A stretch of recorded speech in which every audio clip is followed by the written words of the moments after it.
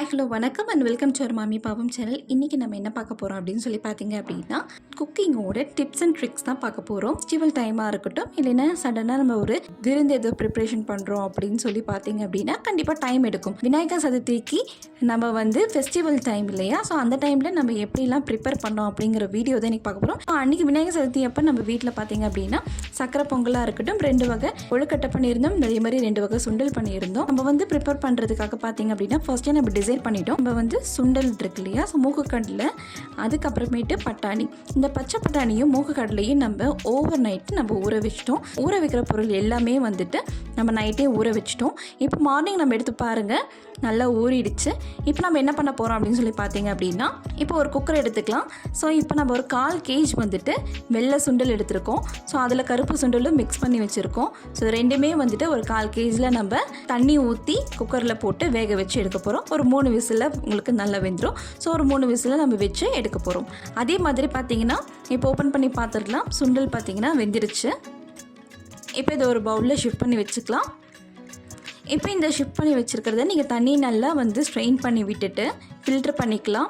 Filter பண்ணிவிட்டு ஒரு cool வாட்டரில் போட்டுட்டு திருப்பியும் ஒரு பாத்திரத்தில் ஷிஃப்ட் பண்ணி வச்சுக்கலாம். அதே மாதிரி பச்சை பட்டாணியும் நம்ம நைட்டே ஊற வச்சுட்டோம். இப்போ இந்த பச்சை பட்டாணியும் நம்ம குக்கரில் போட்டு தண்ணி ஊற்றி நம்ம ஒரு 3 விசிலில் வச்சு எடுக்க போகிறோம். பச்சை பட்டாணி நம்ம 3 விசிலில் வச்சு எடுத்துட்டோம். இங்கே பாருங்கள், ஓப்பன் பண்ணி பார்த்துடலாம். இந்த பச்சை பட்டாணியை நீங்கள் இப்படி அழுத்துனீங்க அப்படின்னா உங்களுக்கு உடையுது. இப்போ இந்த இதில் நம்ம என்ன பண்ணுறோம் அப்படின்னா தண்ணியை நம்ம ஃபில்ட்ரு பண்ணிவிட்டு ஒரு பவுலில் ஷிஃப்ட் பண்ணிக்கலாம். ஒரு கொஞ்சம் கூல் வாட்டர் போட்டுட்டு நீங்கள் அதை கூல் பண்ணிவிட்டு அந்த தண்ணியை ஃபில்ட்ரு பண்ணி ஒரு பவுலில் நீங்கள் எடுத்து வச்சுக்கலாம். இப்போ நம்ம என்ன பண்ண போகிறோம் அப்படின்னு சொல்லி பார்த்தீங்க அப்படின்னா, இப்போ சுண்டல் நம்ம வேக வச்சு எடுத்து வச்சிட்டோம். நெக்ஸ்ட்டு நம்ம என்ன பண்ணுறோம் அப்படின்னு பார்த்தீங்கன்னா, கொழுக்கட்டைக்கு மாவு நம்ம பிசைஞ்சு எடுத்து வைக்க போகிறோம். ஸோ இப்போ மாவு எடுத்துக்கோங்க. ஸோ நம்ம 1/2 கேஜ் அரிசி மாவு எடுத்துருக்கோம். இல்லைன்னா வெளியே கடையிலே பார்த்தீங்க அப்படி கொழுக்கட்டை மாவுன்னு சொல்லிட்டு உங்களுக்கு கடையில் கிடைக்கிது. ஸோ 500 கிராம்ஸ்லேயே உங்களுக்கு பேக்கெட் அவைலபிளாக இருக்குது. டேரெக்டாகவே நம்ம வாங்கி பண்ணுறவங்களும் பண்ணிக்கலாம். ஃபஸ்ட்டு நம்ம அரிசி மாவு போட்டுக்கலாம். அதில் நம்ம கொஞ்சம் உப்பு ஆட் பண்ணிக்க போகிறோம். ஸோ கொஞ்சமாக நம்ம உப்பு ஆட் பண்ணிக்கலாம். ஏன்னா இப்போ நம்ம எடுத்துருக்கிறது பார்த்தீங்கன்னா 1/2 கேஜ் அரிசி மாவு எடுத்துருக்கோம். இதில் தான் நம்ம இனிப்பு கொழுக்கட்டையும் பண்ண போகிறோம், அதுக்கப்புறம் கார கொழுக்கட்டையும் பண்ண போகிறோம். ஸோ கார கொழுக்கட்டைக்கு உப்பு அதிகமாக தேவைப்படும் போது அது தாளிப்பில் நம்ம அதிகமாக போட்டுக்கலாம். 2 இதுக்குமே மாவு சேர்த்து பிணைஞ்சிட்டோம் அப்படின்னா இந்த இடத்துல நம்ம டைம் நல்லா மேனேஜ்மெண்ட் பண்ணிக்கலாம். ஸோ பார்த்தீங்கன்னா நம்ம இனிப்பு கொழுக்கட்டைக்கும் கார கொழுக்கட்டைக்குமே மாவு சேர்த்தே பிசைய போகிறோம். ஸோ 1 டேபிள் ஸ்பூன் நம்ம தேங்காய் எண்ணெய் ஆட் பண்ணியிருக்கோம். ஸோ மாவு இன்னும் கொஞ்சம் நல்லா சாஃப்டாக கிடைக்கணும் அப்படிங்கிறதுக்காக நம்ம தேங்காய் எண்ணெய் ஆட் பண்ணியிருக்கோம். தேங்காய் எண்ணெய் யூஸ் பண்ண பிடிக்காதவங்க நீங்கள் ஆயில், ஏதாவது ஒரு ஆயில் நீங்கள் 1 டேபிள் ஸ்பூன் நீங்கள் ஆட் பண்ணிக்கோங்க.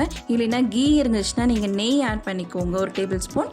இல்லைன்னா எதுவுமே ஆட் பண்ணலைனாலும் சரி, ஒரு வெதுப்பான தண்ணி இப்போ நம்ம ஆட் பண்ணிக்க போகிறோம். ஸோ இது கட்டி பிடிக்காமல் எல்லா பக்கமும் நீங்கள் கலரி விட்டுட்டு நல்லா நீங்கள் சப்பாத்தி மாவு பிசைகிற ஒரு பதத்தில் நீங்கள் நல்லா பிசைஞ்சு வச்சுக்கோங்க. இந்த மாவு பார்த்திங்கன்னா நல்லா ஃபிக்ஸ்ட் ஆகிடுச்சு. ஸோ இது கிட்டத்தட்ட ஒரு 10 to 15 மினிட்ஸ் நல்லா கொஞ்சம் க்ளோஸ் பண்ணி நம்ம வைக்க போகிறோம். ஸோ இந்த டைமில் நம்ம என்ன பண்ண போகிறோம் அப்படின்னு சொல்லி பார்த்தீங்கன்னா, கொழுக்கட்டைக்கு தேவையான நம்ம திங்ஸ் எல்லாமே நம்ம ப்ரிப்பேர் பண்ண போகிறோம். ஸோ அதுக்கு என்னென்ன பார்த்தீங்க அப்படின்னா, வெங்காயம், பச்சை மிளகாய், அதுக்கப்புறமேட்டு கருவேப்பிலை, கொத்தமல்லி தழை, இது எல்லாமே நம்ம அரிஞ்சு வைக்க போகிறோம். நம்ம சுண்டலுக்கும் அதுக்கப்புறமேட்டு கொழுக்கட்டைக்குமே தாளிப்பு தேவைப்படுது. இப்போ இதுக்கு எவ்வளோ குவான்டிட்டிக்கு நம்ம வெங்காயம் தேவைப்படுது, பச்சை மிளகாய் தேவைப்படுது, இது எல்லாமே நம்ம இந்த டைமை யூட்டிலைஸ் பண்ணி நம்ம கட் பண்ணி இங்கே எடுத்து வச்சுருக்கோம். நம்ம ஒரு பாத்திரம் எடுத்துக்கலாம். இப்போ சக்கரை பொங்கலுக்கு தேவையான 1 டம்ளர் நீங்கள் பச்சரிசி எடுத்துக்கோங்க. அதே அளவு 1 டம்ளர் நீங்கள் பாசி பருப்பு எடுத்துக்கோங்க. ஸோ பாசிப்பருப்பை வறுத்து போட்டால் உங்களுக்கு நல்ல டேஸ்ட் இருக்கும். ஸோ அப்போ அந்த பாசிப்பருப்பை நம்ம என்ன பண்ணுறோம் அப்படின்னா ஒரு 2 நிமிஷம் 2 to 3 நிமிஷம் நீங்கள் சிம்மில் வச்சு நீங்கள் இப்படி வறுத்து எடுத்திங்கன்னா பொன்னிறமாக வரும். இப்போ நீங்கள் இந்த அரிசியும் பருப்பையும் நல்லா கழுவி இப்போ நம்ம குக்கரில் போட்டு ஒரு 3 விசிலுக்கு நல்லா வேக வச்சு எடுக்க போகிறோம். ஸோ இந்த டைமில் நம்ம என்ன பண்ண போகிறோம் அப்படின்னு சொல்லி பார்த்தீங்க அப்படின்னா, ஒரு வானலில் நீங்கள் வெல்லம் எடுத்துக்கோங்க. ஸோ ஒரு 1/4 கேஜ் நீங்கள் வெல்லம் எடுத்துக்கலாம். 1 டம்ளர் அரிசிக்கு 1 டம்ளர் பருப்புக்கு ஒரு 1/4 கேஜ் நீங்கள் வெல்லம் எடுத்துக்கலாம். ஸோ இந்த வெல்லம் உங்களுக்கு கம்பி பதத்தில் வரணும் அப்படிங்கிற அவசியம் இல்லை. ஒரு 1/4 டம்ளர் நீங்கள் தண்ணி ஆட் பண்ணிக்கோங்க. ஸோ இந்த வெல்லத்தில் பார்த்தீங்க அப்படின்னா உங்களுக்கு மண் இருக்கும். அதை ஃபில்ட்ரு பண்ணுறதுக்காக தான் நம்ம இப்போ கொஞ்சம் கரைக்க போகிறோம். இப்போ இங்கே பார்த்தீங்க அப்படின்னா நீங்கள் தண்ணி ஊற்றிட்டு வெல்லம் போட்டுட்டோம். தண்ணி ஒரு 1/2 டம்ளர் நீங்கள் ஊற்றிட்டு வெல்லம் வந்து தண்ணியில் கரையிற மாதிரி நீங்கள் கரைச்சி வச்சுக்கோங்க. இப்போ அந்த வெள்ளைப்பாகவை நம்ம ஃபில்ட்ரு பண்ணிக்க போகிறோம். இப்போ பார்த்தீங்கன்னா நம்மளுக்கு குக்கரில் 3 விசில் வந்துருச்சு. இப்போ நம்ம அதை ஓப்பன் பண்ணி பார்த்துடலாம். அரிசி வந்து நல்லா குழஞ்சிருக்கு. ஸோ அதை நல்லா கொஞ்சம் கிளறி விட்டுக்கலாம். இப்போ இந்த பாகு இருக்கு இல்லையா, ஸோ இந்த வெள்ளைப்பாகவை எடுத்து அதில் நம்ம ஊற்ற போகிறோம். இந்த குழஞ்ச சாதத்தில் வெல்லத்தை இங்கே நம்ம ஊற்றிக்கலாம். இப்போ ஊற்றி நல்லா இதை மிக்ஸ் பண்ணி விட்டுக்கோங்க. நம்ம ஆல்ரெடி வீட்டிலையே பார்த்திங்கன்னா இந்த ஏலக்காவை வந்து தனியாக பொடிச்சு பவுட்ரு பண்ணி வச்சுருக்கோம். ஸோ ஏலக்காவையும் சர்க்கரையுமே கொஞ்சம் மிக்ஸ் பண்ணிவிட்டு நம்ம பவுட்ரு பண்ணி இன்ஸ்டண்ட்டாக வச்சுருக்கோம். ஸோ இதில் ஒரு 1.5 டேபிள் ஸ்பூன் இப்போ ஆட் பண்ணிக்க போகிறோம். 1.5 டேபிள் ஸ்பூன் நீங்கள் கீ ஆட் பண்ணிவிட்டு முந்திரி 1 டேபிள் ஸ்பூன், திராட்சை இது ரெண்டுமே நம்ம வந்து தாளித்து இதில் போட போகிறோம். ஸோ பார்த்திங்கன்னா சூப்பராக தாளிச்சாச்சு. இப்போ வந்து இதில் போட்டு அதுக்கப்புறம் அதையும் சேர்த்து மிக்ஸ் பண்ணிட்டீங்க அப்படின்னா சூப்பரான சக்கரை பொங்கல் ரெடி ஆகிடுச்சு. இப்போ நம்ம மாவு ஓப்பன் பண்ணி பார்த்தீங்கன்னா மாவு வந்து பக்காவாக செட் ஆகிடுச்சு. இதே வானலில் நம்ம எண்ணெய் ஊற்றிக்க போகிறோம். ஸோ எண்ணெய் ஊற்றி எண்ணெய் காஞ்ச உடனே கடுகு உளுத்தம்பருப்பு போட போகிறோம். கடுகு பொரிஞ்ச உடனே அரிஞ்சு வச்சுருக்கிற வெங்காயம், பச்சை மிளகாய், இஞ்சி இது எல்லாமே நம்ம மிக்ஸ் பண்ணிக்க போகிறோம். கருவேப்பிலை, கொத்தமல்லி தலையும் நீங்கள் ஆட் பண்ணிக்கோங்க. ஸோ நல்லா வதக்கி விட்டுட்டு அப்புறமேட்டு கொஞ்சம் உப்பு ஆட் பண்ணிக்கோங்க. ஸோ நல்லா வதக்கி விட்டுக்கலாம். ஸோ இந்த வதக்கி விட்டுட்டு அப்புறமேட்டு நம்ம என்ன பண்ணுறோம் அப்படின்னா நம்ம தேங்காய் துருவி வச்சுருக்கோம். ஸோ அந்த தேங்காய் துருவலையும் இதில் ஆட் பண்ணிக்கலாம். இப்போ நல்லா வதக்கி விட்டுக்கோங்க. நல்லா வதக்கி விட்டுட்ட அப்புறம் இப்போ என்ன பண்ண போகிறோம் அப்படின்னு பார்த்தீங்கன்னா இது கொஞ்சமாக எடுத்து ஆல்ரெடி நம்ம எடுத்து வச்சுருக்கிற சுண்டலில் போட்டுக்கலாம். சுண்டலில் போட்டு நல்லா கிளறி விட்டுக்கோங்க. அதே மாதிரி பச்சை பட்டாணி சுண்டல்லையும் இது மிக்ஸ் பண்ணிக்கலாம். ஸோ அதையும் நல்லா கிளறி விட்டுக்கோங்க. இப்போது நம்ம மாவு ஆல்ரெடி பிசைஞ்சு வச்சுருக்கோம் இல்லையா, அதில் ஒரு ஹாஃபாக பிரித்து அந்த மாவில் நீங்கள் எடுத்து மீதி இருக்க தாளிப்பில் போட்டுக்கோங்க.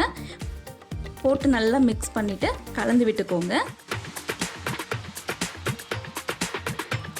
இப்போ பார்த்தீங்க அப்படின்னா உங்களுக்கு சுண்டலும் ரெடி ஆகிடுச்சு. இந்த பக்கம் பார்த்தீங்க அப்படின்னா உங்களுக்கு இது நல்லா மிக்ஸ் பண்ணி விட்டுருக்க கார கொழுக்கட்டைக்கானதும் பதம் எல்லாமே ரெடி ஆகிடுச்சு. இப்போ இந்த கார கொழுக்கட்டை மாவை நீங்கள் வந்து ரவுண்ட் ஷேப்லேயோ ஓவல் ஷேப்லேயோ நீங்கள் உங்களுக்கான டிசைனுக்கு ஏற்ற மாதிரி நீங்கள் பண்ணிக்கலாம். ஸோ நம்ம வந்து பார்த்திங்கன்னா ரவுண்ட் ஷேப்பில் அழகாக பிடிச்சிட்ருக்காங்க அம்மா.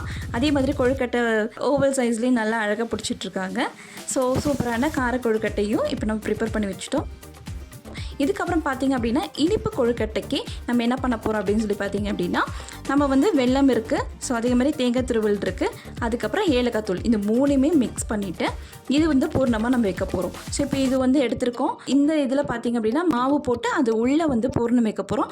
பூர்ணம் வச்சுட்டு அப்புறமேட்டு இட்லி தவா எடுத்துக்க போகிறோம். அதில் வந்து நம்ம கார கொழுக்கட்டைக்கும் இனிப்பு கொழுக்கட்டைக்கும் நம்ம பிடிச்சி வச்சுருக்கிறது எல்லாமே இப்போ நம்ம செட் பண்ணி எடுத்து வச்சுக்க போகிறோம். இப்போ பார்த்திங்கன்னா சூப்பராக இதை செட் பண்ணி ஒரு 10 நிமிஷம் வேக வச்சு எடுத்தோம் அப்படின்னா உங்களுக்கு சூப்பரான கொழுக்கட்டையும் ரெடி ஆகிடுச்சு. ஸோ 2 in 1 மாதிரி இட்லி பாத்திரத்துலேயே ரெண்டுமே இனிப்பும் காரமும் சூப்பராக ரெடி ஆகிடுச்சு. இப்போ பார்த்தீங்கன்னா நம்ம சக்கரை பொங்கல் ரெடி பண்ணிட்டோம், சுண்டல் ரெடி பண்ணிட்டோம், அதுக்கப்புறம் கொழுக்கட்டையும் ரெடி பண்ணிட்டோம். ஸோ சூப்பரான ஒரு டைம் மேனேஜ்மெண்ட் டிப்ஸ் அண்ட் ட்ரிக்ஸை வச்சு குறைவான டைமில் அதிக ரெசிபி எப்படி டைம் மேனேஜ்மெண்ட் பண்ணலாங்கிற வீடியோ நம்ம இன்றைக்கி பார்த்தோம். கண்டிப்பாக இந்த வீடியோ எல்லாருக்கும் ரொம்ப யூஸ்ஃபுல்லாக இருக்கும்னு நம்புகிறேன். இந்த வீடியோ பிடிச்சிருந்தா லைக் பண்ணுங்கள், ரொம்ப பிடிச்சிருந்தா ஃப்ரெண்ட்ஸ் அண்ட் ஃபேமிலிக்கு ஷேர் பண்ணுங்கள். மறக்காமல் நம்ம சேனலை சப்ஸ்கிரைப் பண்ணிவிட்டு பாருங்கள். நிறைய பேர் வந்துட்டு நம்ம சேனலுக்கு சப்போர்ட் பண்ணுறீங்க, பட் சப்ஸ்கிரைப் பண்ணாமல் நம்ம சேனலை ஃபாலோ பண்ணிகிட்டு இருக்கீங்க. ஸோ கைண்ட்லி ரெக்வஸ்ட் சப்ஸ்கிரைப் பண்ணிவிட்டு நம்ம சேனலை ஃபாலோ பண்ணுங்கள். தேங்க்ஸ் ஃபார் வாட்சிங்.